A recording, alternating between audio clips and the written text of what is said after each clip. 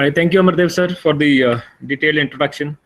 Um, I've been associated with NITTTR. I've visited this particular place 2, 3 times. Right? My main background comes from that I'm a hardcore software professional, right? So that is the main thing I do. But because any of the people who are in the software industry, somehow they have to be connected with learning, right? We cannot run away from this particular thing. Mainly because the kind of talent we seek from the campuses is not what we get, right? We talk about there are gaps, and there are definitely ways to fulfill those gaps. So every software company focuses on the kind of gap they feel that exists, and then they try to find out ways how to fix that gap. So I'm here to present on expectations of corporates from students. As Amardev already gave my introduction, so I'm a computer science graduate from Thapar University. I was in NCR for 2 years, and those 2 years I had very unique kind of an experience, which taught me many things which I use even today. My first company was a multinational company with offices in almost like 52 countries. It was a UK-based company. The thing I learned from that company was that they had processes for everything. So anything you did in that particular company had a process attached with it. Even if I needed a notebook, so there was a process, right? So I had to go online and put a request, and then somebody will come and deliver and have signatures. And although I didn't do much of the technical work there, but I learned the value of a process. I learned the value of what a team is. I learned what teamwork is. I learned how big teams are managed. So all those things. My second company was an Indian startup with like 5 employees. That was the time, 2007, 2008. It was somehow a time of recession. People were worrying about their jobs. But for me, it was a good learning experience, being in a small company. What I learned there was how to do the work in actuality. So how to, actually get involved with the client, starting day one through the whole cycle of the project. How to communicate with the client, and how to handle a team. So I had a small team, and the main thing I learned in that company was that in case there is some deficit, of some kind of a talent in my team member, how to actually fulfill that gap so that we can deliver the project on time. So a major difference between us and people from academics is that we are people who think in a time-bound fashion. So we have deadlines to meet, and then we have to come up with solutions very quickly. And those solutions cannot be just in theory. Those solutions have to actually work in practice. So those 2 years of experience, taught me so many things, which I even use till date. So I started my own company in 2008. My hometown is Bathinda in Punjab. So I wanted to be there with my parents and run my company from that particular place. But we don't get that kind of a talent. You cannot ask somebody from Thapar or Peck to come to Bathinda and work for you, right? So the very first year I had challenges in getting the right kind of people for my team. So those problems were so big for me at that time, and I was hardly 24, 25 years old. So I was not able to figure out how to actually get that kind of a talent. So as an outcome, I had to like shut down the operations, the software development operations, after like 1.5 years. And then I started focusing on education, training, trying to find out that is there a solution to all these problems which we face. So when I sit here today, so I come from computer science background with 2 years of industry experience, almost like 8 years of running my own business, in total 10 years of industry experience which I have. So I have been involved with students, with colleges. I've sat and had conversations with the chairman of one of the college, trying to understand what kind of problems they face, what kind of problems we face. I perfectly understand that the core purpose of any business is to earn money, right? So we cannot put an ideal structure that, you know, this is what has to be followed by everybody. But still, the first point is that we need to understand the kind of problems we face. So the industry is well aware of the problems which we face, and the colleges are also well aware of the problems they face, right? The only drawback I see in this system is that the industry is aware of the problems and they have solutions, and they keep on evolving those solutions. They keep, you know, practicing those solutions. But colleges also have problems. They know those problems, but they only talk about, you know, fixing those problems. I don't see anything on ground. In theory, yes, they have so many things. Yes, they have sessions. Yes, they talk about industry academia, you know, gap. Yes, they talk about the interface. But when it comes to, you know, actual practical things on ground, there's no, you know, effort which is being put. There are many reasons to this, mainly because, you know, colleges are bound by certain, you know, curriculums and, you know, certain regulations from the university. So they don't have that much time. So we, let's say, you know, we are not bound by anything. So I might sit today, come up with a solution, and I can go and try that solution also. But colleges, they have very less time, right? So this is what I understood by interacting with the colleges, that very less time is, you know, left after the regular courses which they have to teach, all the tests, then, you know, lab work and everything. So they're not left with that much time to actually implement those solutions. So I would like to divide this presentation into 4 sections. So instead of directly talking about what corporates expect from students, I've divided into 4 different sections. First is what students, they expect from themselves, right? Second is what colleges expect from faculty, right? Then what students expect from companies, and then finally what companies expect from students. You might have seen these days, you know, there are pictures on Facebook. So, you know, what we expect is on one side and what is in reality is on the other side, right? So this is exactly the same scenario. So what we expect is one thing, and what exists in reality is a different thing. So what students, you know, expect from themselves. In one of the training programs, you know, in the very first session, I asked students to give me a performer. It was a single page kind of a questionnaire, like 10-12 questions.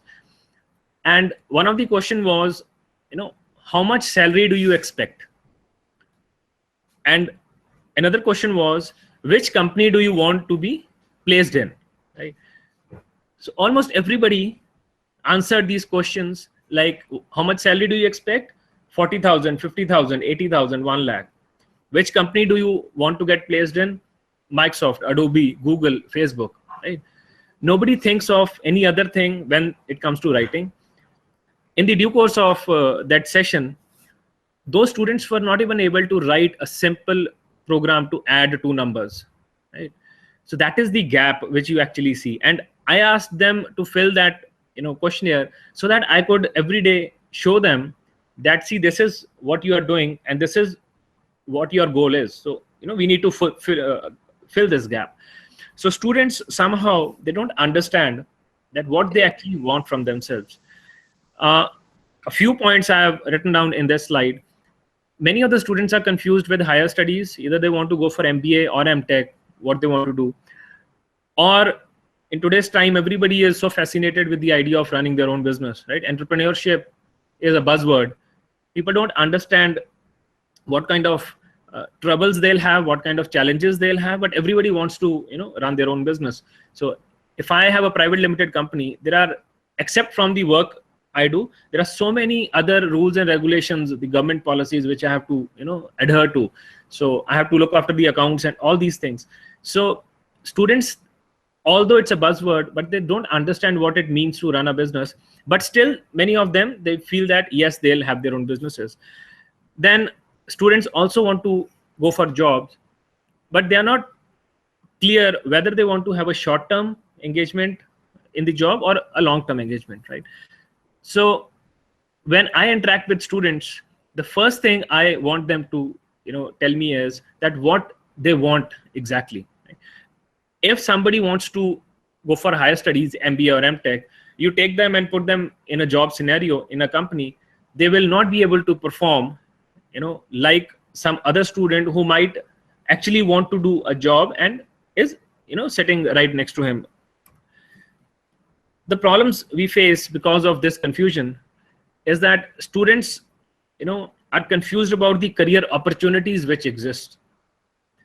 They waste crucial time. So if I talk about engineering, we got 4 years, and I see that almost 3.5 years students waste without even thinking what they have to do. In the final semester, when they are out for trainings, then they are running after many options. They, join one, let's say, MBA preparation course, and they are also, doing some technical training in some institute. At the same time, they also, try to earn some money, maybe by joining, some BPO, a call center, something, because they feel that it's just a 5-6 hour job and I'll at least earn some money, right? So they're very confused about what they want to do. 3.5 years they totally waste.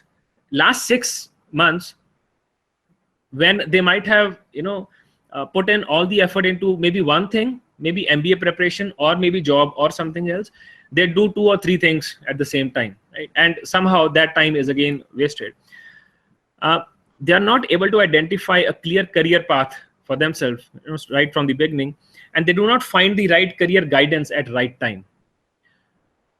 One thing which I find missing in the whole, let's say, technical education arena is, when we were about to complete our school, our school, for every passing out class, they organize a 2-day orientation program. In that orientation program, we are, they talk to us about many things. A 16-year-old girl or a boy is about to, go out to a world which is not that much neat and tidy as we see the school culture that we have. In that orientation program, they talk to us about, what kind of career opportunities are there outside, what kind of work is out there. They also talk to us about, things which, maybe parents cannot talk to their children at that age, let it be on some sexual terms or anything else. So that orientation program, it helps you so much that when you move out of the school and you are in a world which is not that much, governed by regulations, you actually find that orientation, helping you a lot at crucial times. So one of the problems I see, that there is no such orientation program for students when they enter into their college. In the very first year, it's important that we have a proper orientation with students. We talk to them about what kind of career opportunities are there outside. We talk to them about what kind of a world actually exists, right? They only know that yes, there are software companies, yes, they'll go and have a job and they'll earn some money, but what kind of challenges they face, what kind of skill sets is needed. So that orientation program has to be there right at the beginning of their whichever course they have, maybe a 3-year or a 4-year course. So I feel that one exercise should be done with students in first year.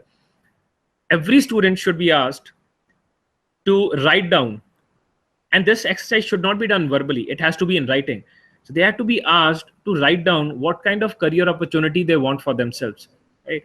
So in the first year, you need to ask students to submit in writing what type of career they want from themselves. Then we need to have a one-to-one and one-to-many counseling with students, right? Let's say we see a trend that 80% of the students say that yes, we want to go for a job. Maybe 10% say I want to go for MBA, 10% says we want to start our own business. So we need to have a 1:many counseling with them, right? Then we need to have a 1:1 counseling with those students. This counseling is not something that teachers can do, because teachers, again, they belong to the same system. Maybe they will not be able to explain these things to them. So some external, entities should be involved in this whole counseling process. We need to motivate students to actually stick to what they write. And it should not be that they write it for the first year and 4 years, nobody asks them again the same question.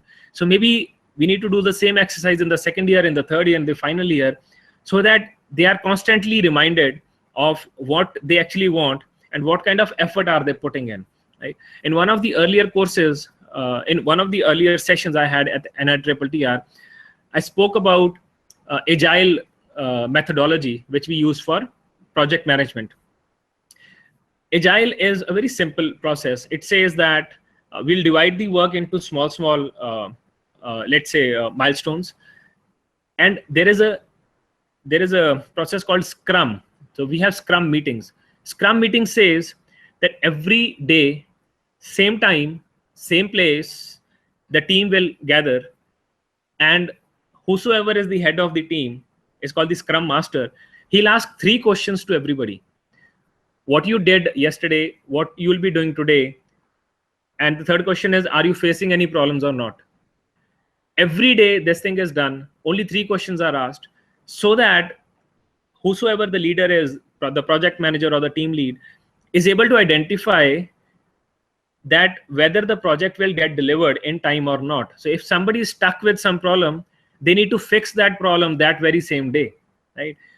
If you don't do this every day, what you notice is that after 2 weeks, when you will ask the team that has the project or has the module been completed, they'll say, no, we actually got stuck with this problem, 2 weeks back, and we are not able to find a solution, right? So every day this task is done. Every company which follows the agile methodology, and agile is something which, starting from the top-notch companies to the these days startups, everybody follows this thing. So the same we need to do with students.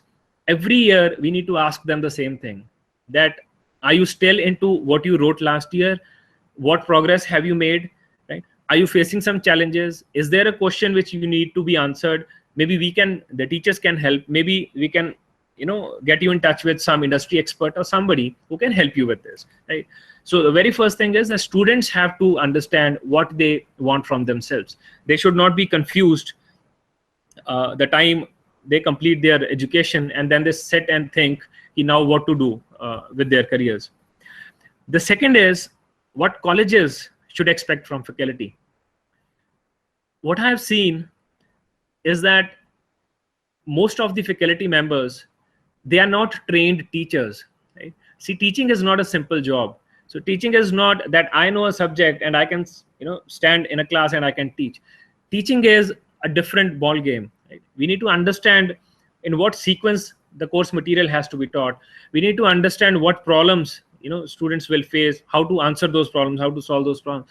So what I see is that majority of the teachers, they end up into teaching, at least these days, just because they could not find any other opportunities. It might not sound that good, but everybody wants to go for a job in the beginning, and if not, then they go for MTechs and MBAs, other options.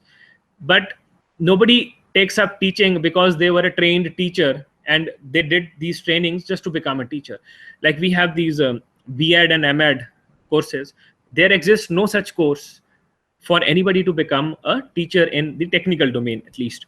So the colleges expect these faculty members to be good teachers, right? Just delivering a lecture does not make us a teacher, right? It's a different ball game. Second, the colleges expect them to be good with the lab work, and this is something that I have actually heard firsthand from the college heads, that this is the challenge we are facing, and this is what we expect from the teachers. This is what we get. It surprises me that every student, every faculty member is still running after C and C++, C and final year students. You ask them, are you comfortable with C, C++? No, we are not. Third year, no, we are not. Second year, no, we are not. So this is just one example that everybody is just confused with one subject, which should have been tackled in the very first year so that we can start focusing on other things. So lab work is something on which teachers have to focus. Tutorials, labs, they are not to be taken lightly, right? When I visit colleges, I see that students are sitting doing anything and everything, and teachers are not even concerned about what kind of projects or what kind of these assignments they are doing sitting in the lab, right? And one very major thing that is missing is that teachers don't have the knowledge of the present day, right? They're still in those books, which are, yes, they have, engineering knowledge, but they are very, very different from, what the world is as of today. So there is a subject in computer science which we are taught, the name of the subject is software engineering. So, we still talk about, and also system analysis and design, still we talk about those waterfall models and those, repetitive models and all. I haven't seen those books very recently, but I'm, more than confident when I say that for sure, still the agile methodology topic has not been added to these subjects, to these books, these software engineering books. So teachers have to be very current with their knowledge. So they have to have a knowledge of the present day world. Because of these things, we face some problems. Teachers lack required teaching skills. They lack required counseling skills. They lack knowledge of the present day world. They lack required communication skills. Let me discuss the fourth point.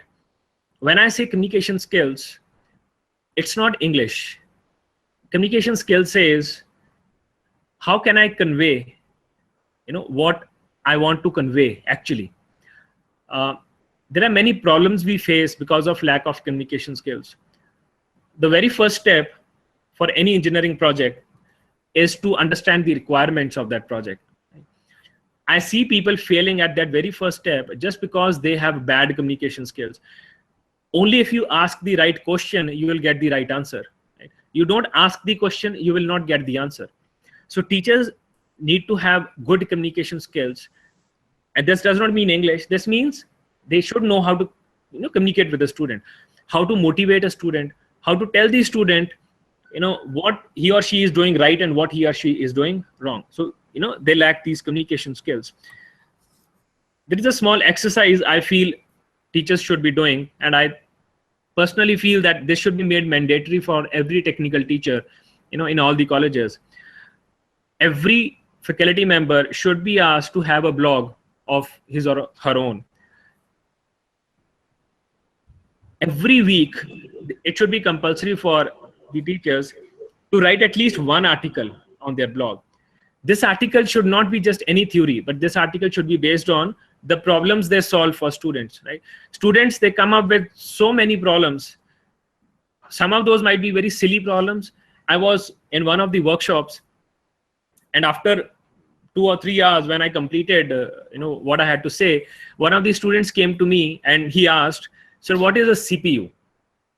So he had a very basic question, what is a CPU? And I was sitting there thinking that if he had this question, maybe others might also have had the same question. So in the very beginning, I should have asked all these basic terms so that I should have clarified the concepts in the very beginning, right? So teachers should be writing articles on the problems they solve for students. This blog writing exercise is actually done by many companies. They ask their employees to write articles on the problems they solve. Let's say if I'm stuck with some technical problem and I find a solution to that problem, so then if I write an article and I put it on my blog, some other team member, maybe a week later, maybe a month later, might get stuck with the same technical challenge, and then my article can provide the solution to that person. So the industry does this, many companies, they do this. So what they do is they have an internal blog system for themselves. So all the people are supposed to write articles which are only published internally for the company itself. So they don't have to worry about good English, or they don't have to worry about what kind of content they are writing, or is it good or is it bad, because it's only being shared internally. Then the company, what it does is they'll take up the good articles from that pool and they'll put it on their public blog, right? So this way they are helping people outside, they are helping people inside, they're getting visibility through search engine optimization and other things. So blog writing is a very crucial exercise. You can create free blogs at wordpress.org, blogger.com. There are many other sites. You will not have to spend a single rupee from your pocket. You can just create a blog, start writing, right? It takes less than 5 minutes to set up a blog and start writing. So this exercise has to be made mandatory for teachers, right? So that they actually have to rethink on how they are solving the problems, and then they have to put it in words, a solution for those problems, and then students can go through their blogs. So this exercise should be done by teachers, and the colleges should see that all the teachers, they participate in this exercise. And again, this exercise is not only for teachers who come from computer science background. Let's say a teacher from mechanical background, in a workshop, he answers some queries which the students might have. They can simply take pictures of those whatever tools or other things they have. They can write some content, put it on their blog as an article. Additionally, teachers can actually start earning money from their blogs, right? Then there are so many ways. Some experts can explain on how to make money from their blogs, but writing one article a week will actually keep them motivated, and also help them share their knowledge with other teachers or with other students. So this will help faculty members fulfill some of the expectations which colleges might have from them. Then the next is what students expect from companies. There is a very big gap between what students expect from companies and what companies they expect from students. So students, they always expect good salaries, right?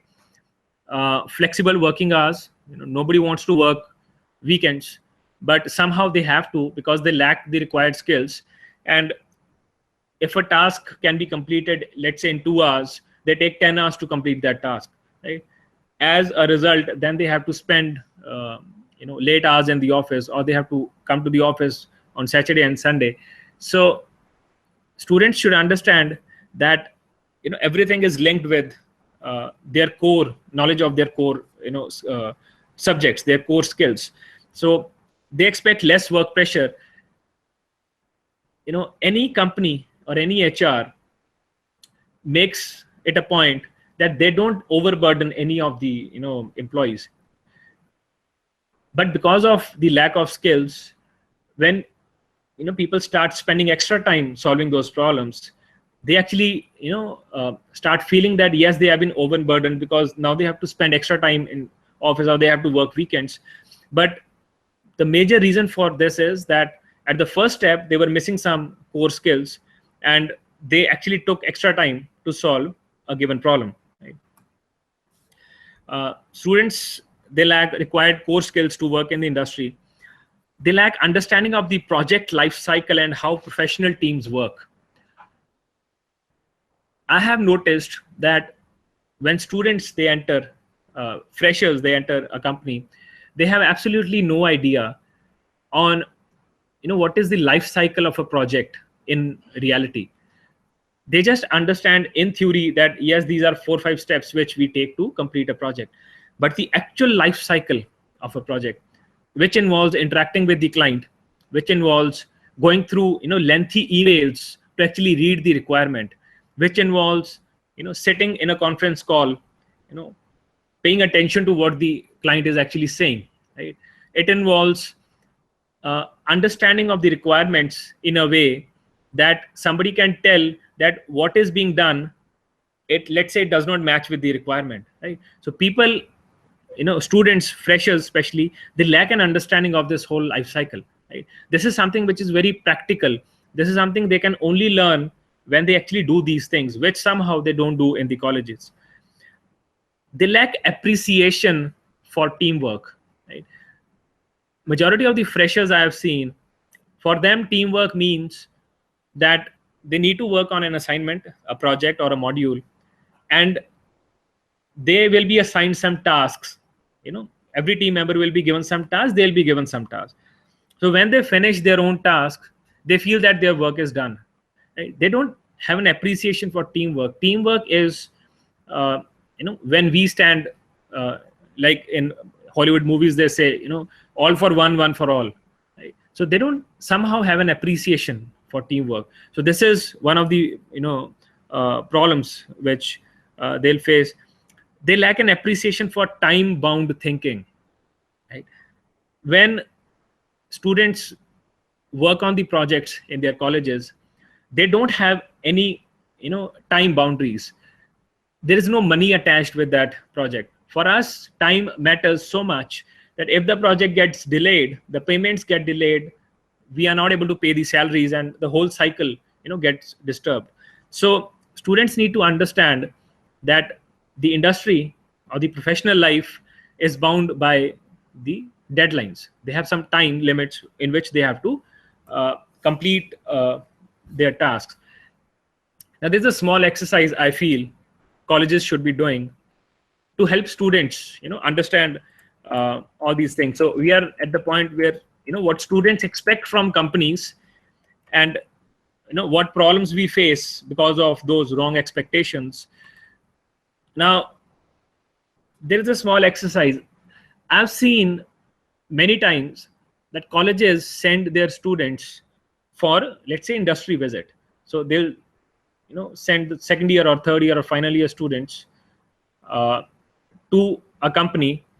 They'll come, they'll just take a round, right? Maybe they'll sit, interact with some of the people, and then they'll leave. It's just a matter of few hours which they do. This is a small exercise. Colleges should identify and build a relationship with, let's say, 10 companies from each learning stream in their college. So 10 companies for computer science, 10 companies for mechanical, 10 companies for civil. Then they should arrange a 1-week teacher-company interaction, right? In which a faculty member actually goes and spends the complete week with some company, sitting with their team, watching what they do, how they do it, what kind of challenges they are facing day to day, and how they are coming up with these solutions. So when a faculty member will actually sit with those teams and watch all these things firsthand, they can then pass on these things to students, right? If possible, colleges should shake hands with different companies every year. And trust me, any company will love to engage with colleges for this particular exercise. So my company, we are a member of NASSCOM Chandigarh chapter, and in one of the events, one of the college people, they said that this is what we are planning for our faculty. Can some company allow our faculty members to come and sit with their team and watch them for, let's say, 1 week, and then go back and pass this knowledge to students? And almost every company said that yes, we'll love to do this, right? So if you can try doing this, you cannot send students 150 students to spend time with a company 1 week, but you can send one teacher, and on rotation basis, you can keep sending these faculty members. They spend time with the team, and they can actually then go and pass on this knowledge to students. So this exercise will help students understand, or students look at the industry from the experience which the teacher is sharing with the students. So this exercise will help bridge some gap which exists in what students they expect from companies, and what problems get generated because of those wrong expectations. All right, now at the end, what we have is that what companies expect from students, right? So this is the core thing for which we're having this session. Actually, the answer to this question is very simple. I was back in college, so I appeared for interview for Amdocs, and normally what every company did was, at the end, they asked the student to ask any questions if they have about the company or what kind of job profile we'll get. So I asked the interviewing team, I said, how do you decide which student to pick, which student not to pick, right? Because you spend 10, 15 minutes, 20 minutes with every student. So what is the criteria? And one of the interviewing team members said that, see, it's very simple. We only want to check that what you have learned in 4 years, do you know that particular thing or not? So I see students, and I see colleges running after skills like which are not a part of the curriculum. So if I give an example from computer science, so the languages or the assignments which they are supposed to be doing as part of their curriculum, Instead of focusing on those things, colleges or faculty or students, they feel that if they learn new languages or they learn new technologies, they'll be able to, clear their interview rounds. This is true to some extent, but what companies they want from students is that they should be ready to use the resources, right? I want you to look at a college as a factory, the TPO as the head of sales, right? Sales and marketing, and students as, let's say, products. So when you go to a company and ask them for placements, what you are actually doing is you're telling them that we have some products which we want to sell to you guys. Now, none of us wants a half-finished product, right? We buy a mobile phone, we expect it to work. We buy a car, we expect it to work. So when companies, they hire, freshers, we want them to be ready to use resources. We don't want that we spend time giving them basic training, right? It might be basic training for their technical skills. It might be basic training for their communication skills, right? So the only thing companies, they expect from students is that they have to be ready to use resources. Each and every company, and I've talked for software companies, they are spending so much time, energy, and money on training students, and this is not our job. So this is what the colleges are supposed to do. This is what the college has been paid for, so to train those students, right? But what they are giving back to the industry is a half-finished product, right? So we want students to be ready to use resources, possess all these skills which are required for them to sit and work with our teams, right? So the solutions to all these problems, they are actually in doing. They are not actually in pretending what to do. I like to end with one very recent experience which I had with one of the colleges. We had a discussion on what problems exist, how students are facing those problems, and I gave them many solutions.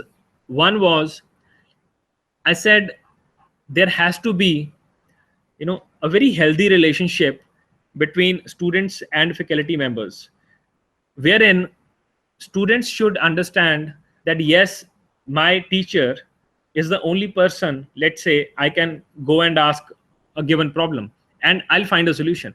I'm not saying the faculty member or anybody can have answers to all the questions, but at least students should feel that yes, there is somebody I can go and ask a question outside of the normal curriculum that we have.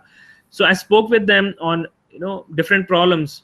We discussed different solutions. The head of the institute was convinced with my solutions, and one of the solution he was very much convinced with was, I said you need to spend more on faculty development trainings, right?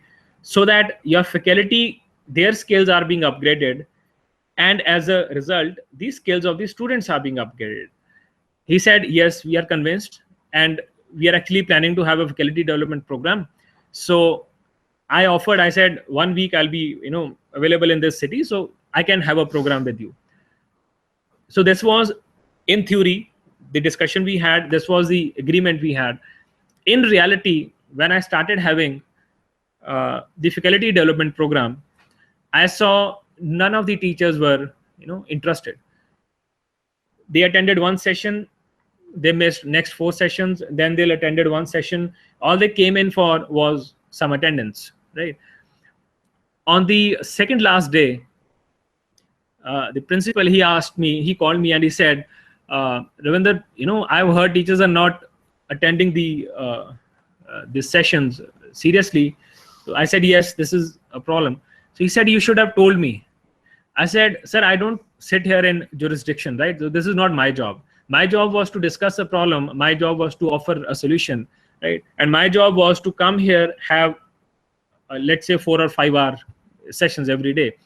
It was your job to make sure that students or that teachers, they actually show up for the training.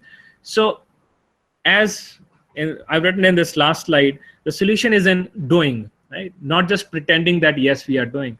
So many of these solutions we can find, if we start taking the whole this 4 years seriously. Back when I was in college, our internship was in the 6th semester. I find that to be a very good concept. Why? Because we actually spent 6 months in the industry, and we actually noticed, what kind of people exist outside with whom we are going to work. Then when we came back to college, so that 1 year gave us enough time to actually assimilate that whole experience, that whole knowledge.